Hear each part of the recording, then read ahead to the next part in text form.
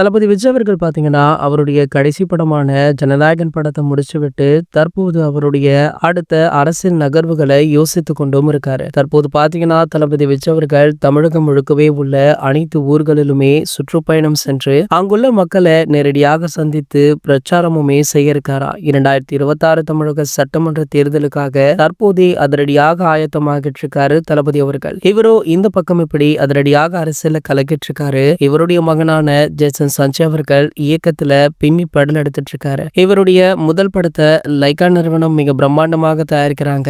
தமன் அவர்களுடைய இசையில சந்தீப் கிஷன் நடிப்புல இந்த படம் சூப்பராக உருவாகிட்டு இருக்கு. படத்துடைய 80% வேலைகள் கிட்டத்தட்ட முடிந்துள்ளதாக சொல்லப்படுது. அண்மையில கூட படத்துடைய மேக்கிங் வீடியோ வழியாகி சமூக வலைதளங்கள்ல வைரலாச்சு. நம்மளுடைய ஜேசனா இது அப்படின்னு கேட்கும் அளவிற்கு அந்த மேக்கிங் வீடியோவே மிரட்டலாக இருந்தது. ஒரு சிலரோ ஜேசன் அவர்களுக்கு முதல் படம் தான் இது, எப்படி எடுப்பாரோ அப்படின்னு யோசிச்சுட்டு இருந்த நிலையில முதல் படமாக இருந்தால் என்ன அப்படின்னு அதிரடியாக களமிறங்கி ஹார்ட் ஒர்க் பண்ணியிருக்காராம் நம்ம ஜேசன் அவர்கள். இந்த நிலையில பாத்தீங்கன்னா, இவருடைய மேல் படிப்பை கனடாவில் முடிச்சாரு.